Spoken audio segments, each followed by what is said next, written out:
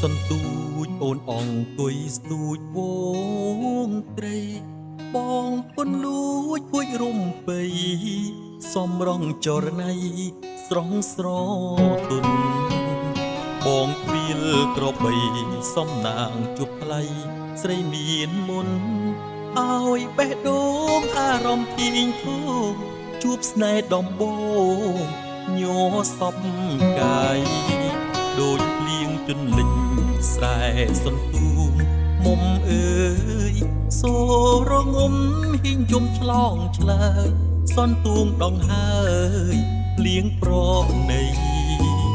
ក្លិនកាស្រុកស្រែដូចនាងមេសែនប្របីដងពីពុងតែឈ្មោះថ្លាតថ្លៃរឹកពីចរណៃដូចស្រីសួគីអូ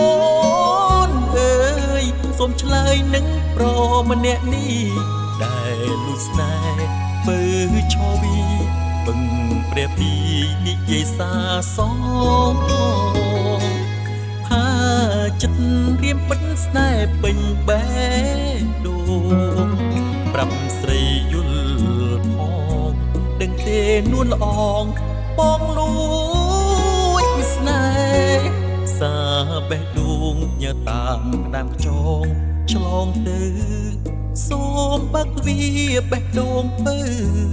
ស្នេហ៍ប្រខ្លៅជ្រៅណាស់ស្ងួតមែនបងស្មោះពិតមានចិត្តនឹងក្បត់នឹមនួនក្រមែនពិតតែចិត្តខ្លួនត្រូវត្រង់ក្បួននួនស្នេហ៍មិនខុស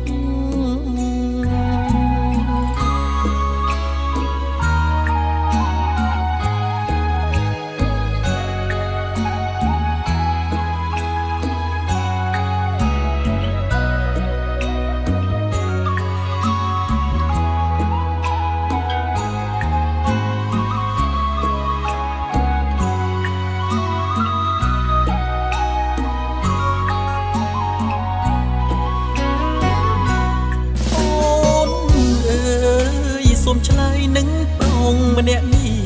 ដែលលួចស្នេហ៍ពើឆោវីបឹងព្រះពីនិយាយសាសងថាចិត្តរៀមពិតស្នេហ៍ពេញបែងដូងប្រាប់ស្រីយល់ផ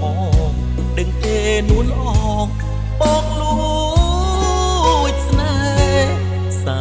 បេះដូងញើតាមដាមខ្ចងឆ្លងទៅសូមបើកវាបេះដូងពើស្នេហ៍ប្រខ្លៅជ្រៅដាស់ស្ងួនមែនបងស្មោះពិតគ្មានចិត្តនឹងខ្វន់នឹមនួនក្រមែនពិតតែចិត្តខ្លួនត្រូវត្រង់ក្បួននួនស្នេហ៍មិន